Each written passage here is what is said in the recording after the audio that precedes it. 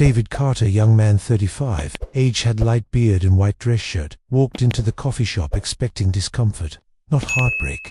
He had already prepared himself for the usual awkwardness, forced smiles, polite small talk.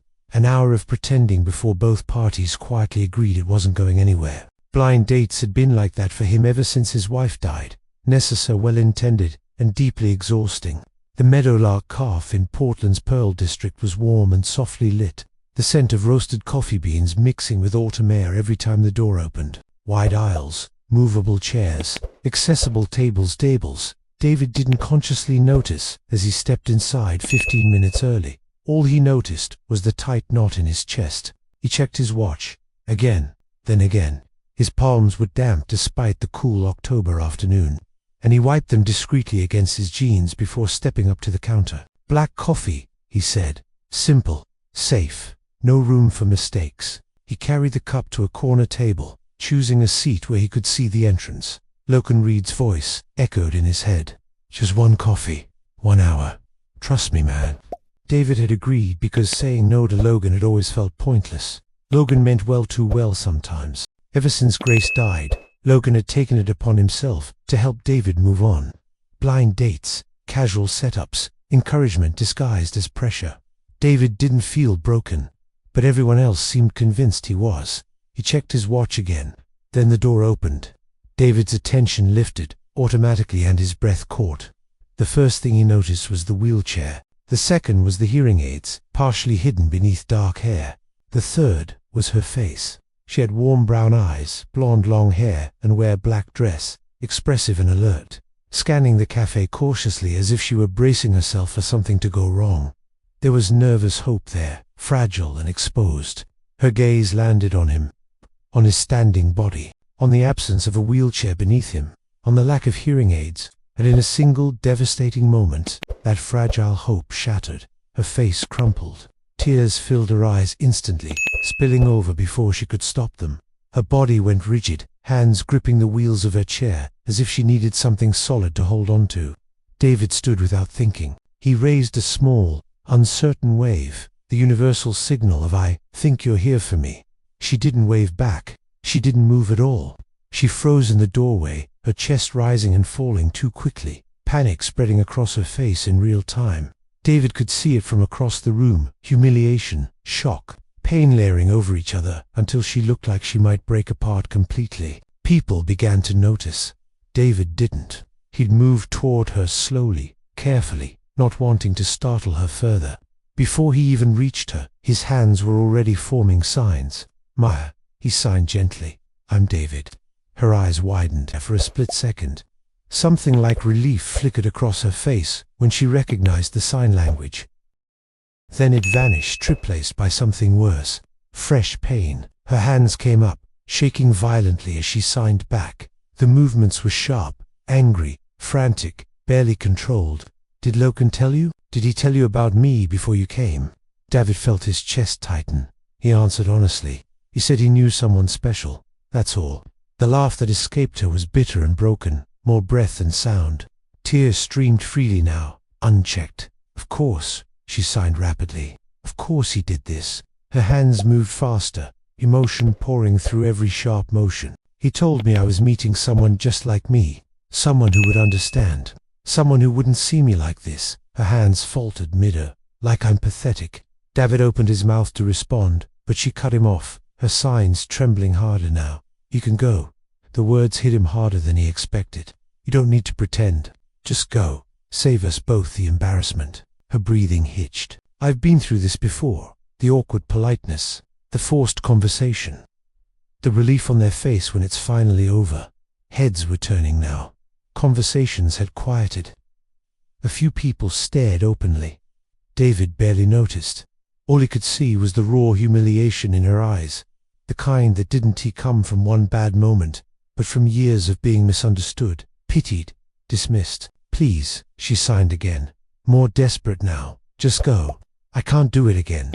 She covered her face with her hands as her shoulders shook. She couldn't hear herself crying, but the sobs tore through her body anyway. When she signed again, her movements were jagged, barely controlled.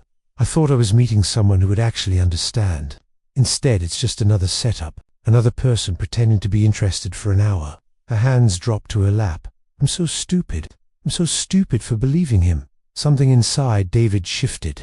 Instead of stepping back, instead of offering an awkward apology and leaving like she expected, he reached for the chair across from her. He pulled it out and sat down. He positioned himself directly in her line of sight, grounding himself there, unmoving. Her hands froze mid-sign slowly, deliberately. David began signing. You're right, he said. Logan should have told us the truth. He paused, making sure she was watching, but I'm not here out of pity. Her eyes flicked up. And I'm not leaving. Confusion crossed her face, tangled with disbelief. Why she signed. You could walk out that door right now and forget this ever happened. David leaned forward slightly, lowering his hands but keeping eye contact. Because I know what it feels like to be managed instead of respected, he signed. To have people decide what you need without ever asking you. He swallowed. My wife died 3 years ago. The words sat heavy between them. For 3 years, everyone's tried to help me move on. Blind dates, setups, concerned looks, like I'm broken and need fixing. Maya's hands slowly lowered. So I understand being tricked. I understand being angry. He took a breath.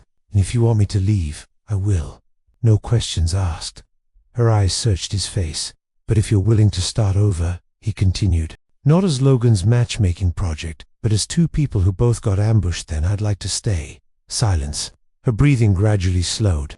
Her face was still wet with tears, but something in her expression shifted, like clouds parting just enough to let in a thin ray of light. You really know ASL? She signed slowly. My mum is deaf, David replied. I've been signing since before I could walk. It's my first language. The change in her face was subtle but unmistakable. Not trust, but the possibility of it. She wiped her face with the back of her hand, embarrassed but calmer now. I'm sorry. She signed, smaller movements this time. I panicked. When I saw you, I thought you'd take one look at me and run. David gave a small, tired smile. I was terrified too. He signed. I haven't been on a date in 3 years. He gestured awkwardly to his shirt. My daughter helped me pick this out.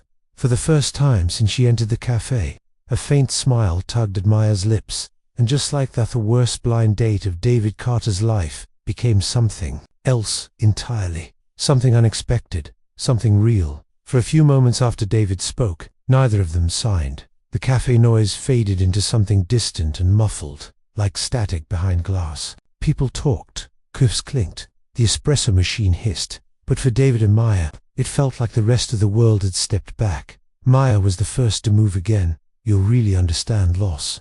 She signed carefully, choosing each motion, with precision. That's what Logan told me. That you'd understand. David nodded slowly. I do, he signed back. But I think you understand something too. She looked at him, curious, but guarded. What happened to you? She asked. David didn't answer right away.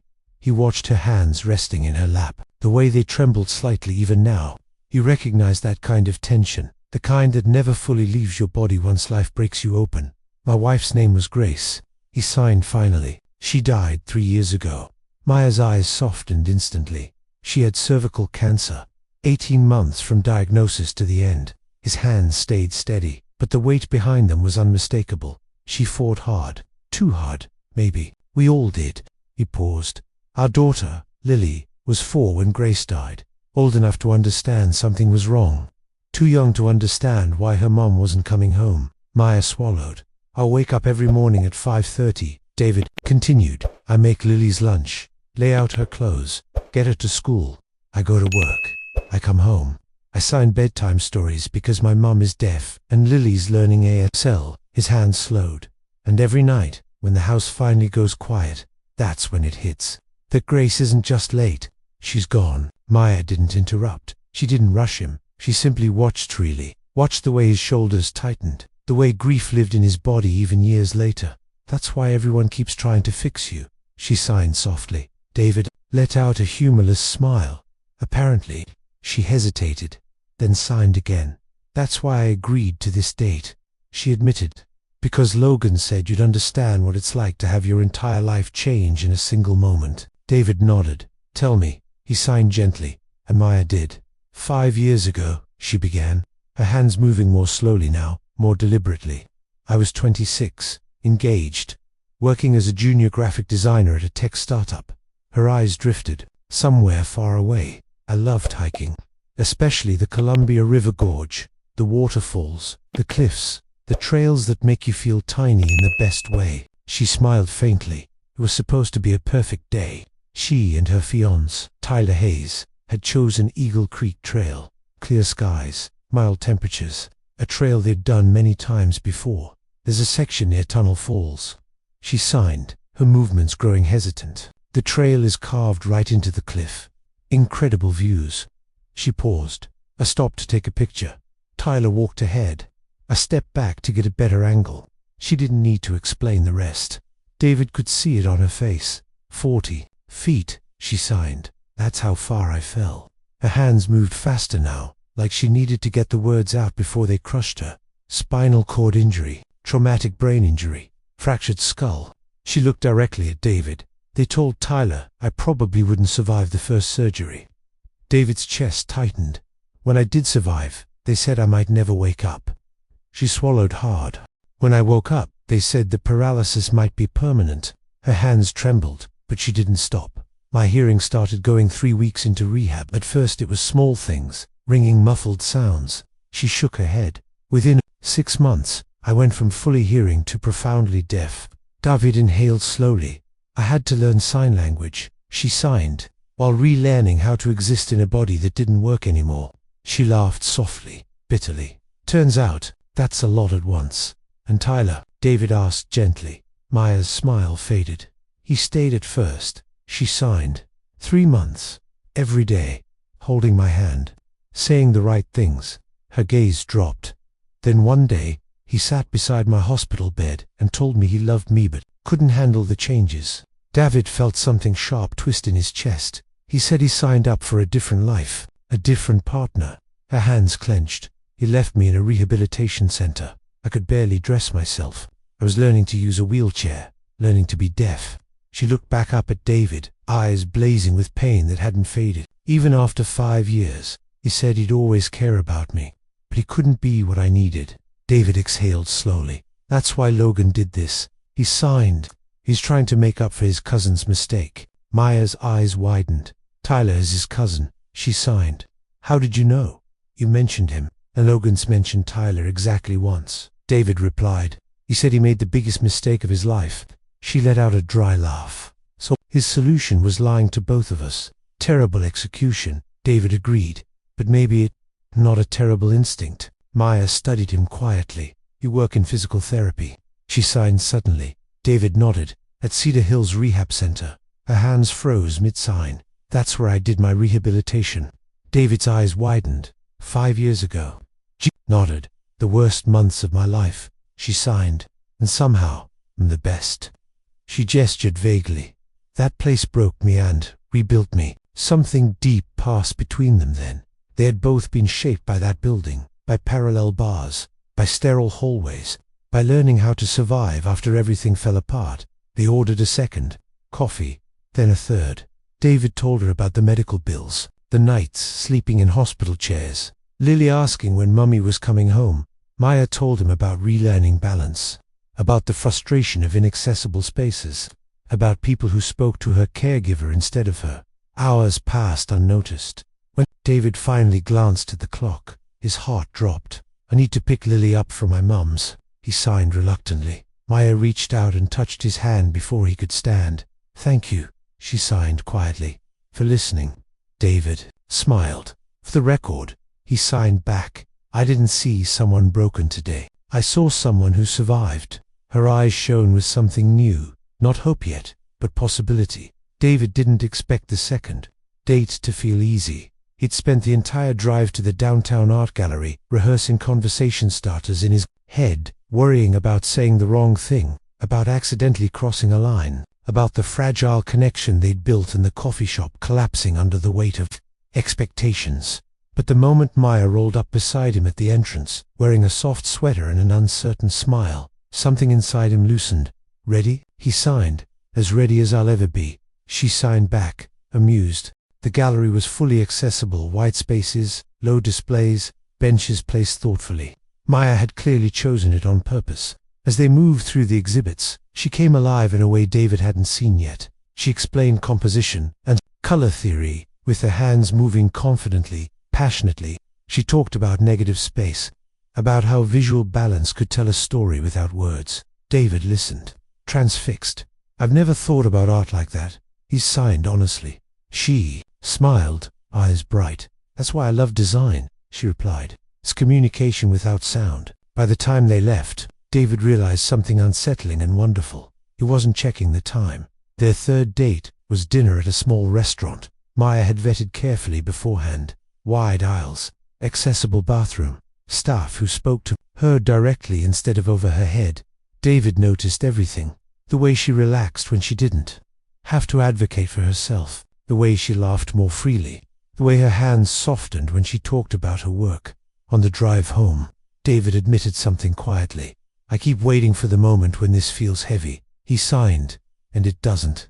Maya looked at him thoughtfully. "That scares me too." She signed back. Their fourth date happened in David's kitchen. Maya had admitted she didn't cook much anymore. Her own kitchen wasn't fully accessible, and after years of adapting, she'd grown tired of fighting countertops that were too high and cabinets she couldn't reach. David spent the entire afternoon rearranging his space. He lowered ingredients, cliffed counters, made sure everything was within reach. When Maya noticed, she froze. "You didn't have to do all this." She sighed softly. "I wanted to," David replied simply. They made pasta from scratch. Flour dusted every surface, except the one they needed. Dough stuck to Maya's hands, to the counter, to David's sleeve. They laughed until David's sides hurt. "This is the most fun I've had in years," Maya sighed, her hands white with flour. David grinned, especially because the pasta looks like modern art. By the time David realized he wanted Maya to meet Lily, fear had already wrapped itself tightly around his chest. Lily wasn't just his daughter, she was his world. He hadn't introduced anyone to her since Grace died. Not casually, not seriously, not at all, Logan of course. "Notice you can't keep your dating life and your dad life separate forever," Logan said one afternoon while Lily played at the park. "If this is going somewhere, and from the way you talk about her, it is Lily needs to meet her." David hated that Logan was right, so he asked Maya. She went very still when he signed the question.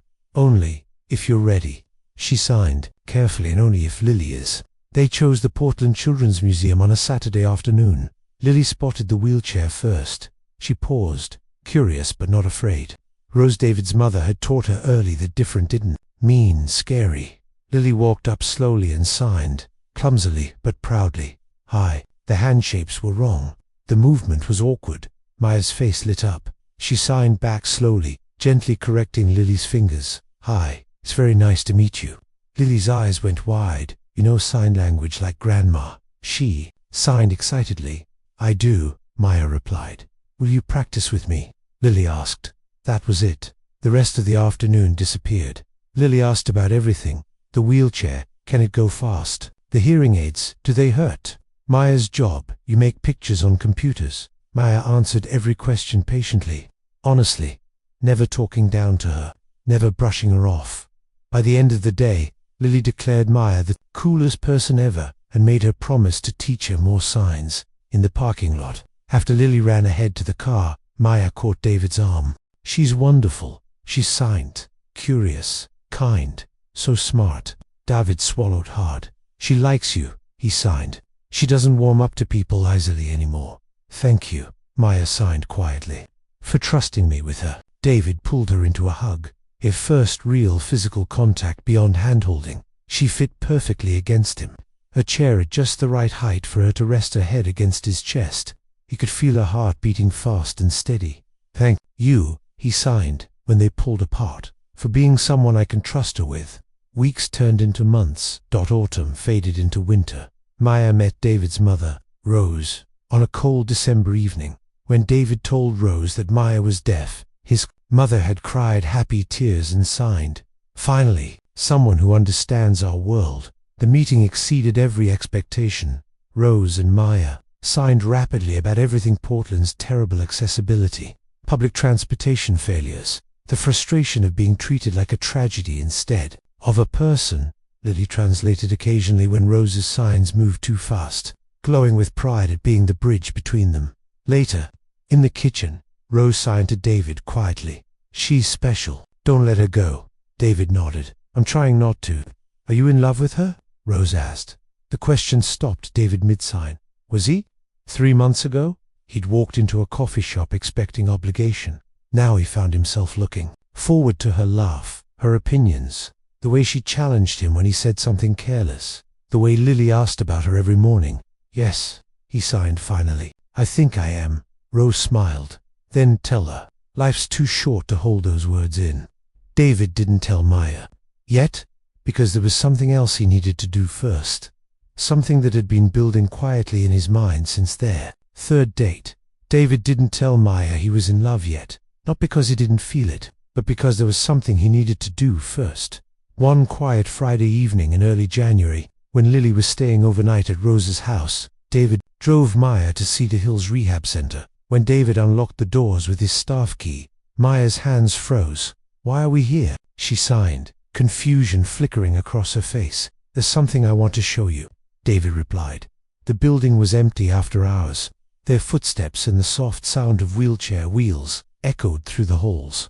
Maya recognized every corner, the reception desk, the therapy rooms, the parallel bars. She reached out and touched them. "I learned how to survive here," she signed softly. "I learned my body was different, but still mine." Her voice trembled when she spoke again. "I cried in this hallway after Tyler left. I was 26, newly paralyzed, losing my hearing, and the person I loved decided I wasn't worth the effort." David moved closer, sitting so they were eye level. Maya took a breath, then signed with fierce clarity. "I need you to understand something. I'm not a project. I don't need to be rescued. I have a full life, my work, my independence." Her eyes locked onto his. "So if you're here because you feel sorry for me, or because you think fixing me will heal your grief, tell me now. Because I'm falling for you and I can't survive another Andrew." The silence that followed felt sacred. David took her hands gently. "I'm here because 3 months ago, I walked into a coffee shop expecting obligation and met someone extraordinary." His hands trembled as he signed. "I'm not here to fix you. You're not broken. I'm not here to replace Grace. She was my first love, Lily's mother, and I'll always carry her." He paused. "But when I'm with you, I remember how to live again. You challenged me. You taught my daughter that different doesn't mean less. You showed me parts of myself I didn't know I'd lost." His signs grew more emotional. "That first day, when you were crying and told me to leave, you were real. You didn't perform. And somehow, despite everything, we connected." He squeezed her hands. "I'm falling for you too. Not despite your wheelchair, not despite your hearing loss. Because of who you are, exactly as you are." Maya's tears fell freely now. She spoke aloud, voice unsteady but clear. "Promise me this is real." David pulled her into his arms. "It's real," he signed. "So real." They kissed, their soft, tearful, honest, their first kiss, surrounded by memories of survival and strength. "I love you," they signed. Together, months passed. They navigated challenges, awkward stares, inaccessible spaces, disagreements about independence and exhaustion, but they always returned to honesty. In April, they took Lily to the coast. Watching Maya look at his sleeping daughter in the car, David knew. 2 weeks later, he bought a ring with Rose's blessing and Lily's excited approval. A simple silver band with a small emerald. 9 months after that disastrous coffee shop meeting, David brought Maya to Washington Park as the sun dipped low and roses bloomed around them. David dropped to one knee. "Maya Brooks," he signed carefully. "I walked into a cafe expecting discomfort. I found you instead." He held up the ring. "Will you marry me?" Maya's hand shook as she signed one word. "Yes." They married 3 months later in the same rose garden. The ceremony was in English and ASL. Lily scattered petals everywhere and loudly announced, "This is the best thing ever." When Maya signed her vows, she ended with, "Thank you for staying when I asked you to leave." David answered, "I choose you, every day." As fairy lights glowed at the reception, Maya sat quietly beside David. "I was convinced my life was over that day in the coffee shop," she signed. "And then you stayed." David smiled. "Best decision I ever made." "Mine too," she replied. They watched Lily dance, Rose laugh, and life moved forward. Two people once broken by loss, who met at their worst, who chose honesty over fear.